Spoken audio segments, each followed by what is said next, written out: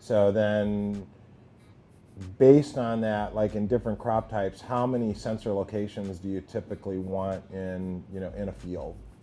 That, of course, the real answer is it depends. Okay. But the factors that go into that are the value of the crop. How much of a salinity issue do you have?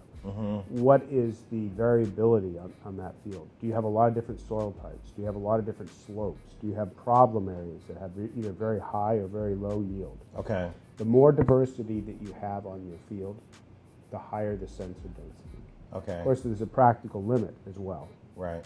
But generally, we recommend somewhere on the order of a sensing location per 10 to 20 acres. Okay. All right. Cool.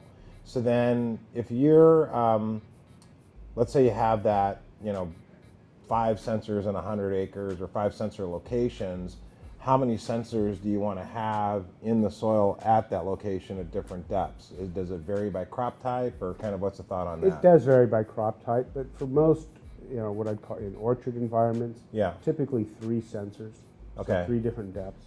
In some seasonal vegetables, usually 2 depths is sufficient. Okay. So, if it's a relatively shallow-rooted crop like tomatoes, that might be just 6 and 18 inches. Okay. If it's a almond orchard, it might be 8 inches, 20 inches, and 3 feet. Okay. And then, like in horticulture in the indoor growing market, like how many sensor depths do you typically have there? Typically, it'd only be 1 depth. Okay. They tend to be shallow potted or artificial grow block medium. Okay. And usually a sensor located right about the middle of that soil volume is about ideal.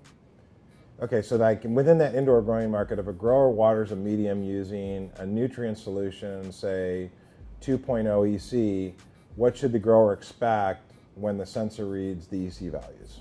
Well, you have to remember that when you read a value of 2 decisiemens per meter in the water that you're using to irrigate, when you apply that to your grow medium, you're not filling the entire volume of that grow medium with that solution.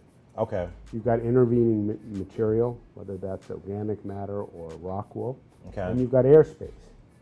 Those act as insulators. Okay. So in reality, you're going to see a lower EC value, bulk conductivity. But the rule of thumb is roughly our reported salinity, that spec value, should be somewhat close to the value of that irrigation water.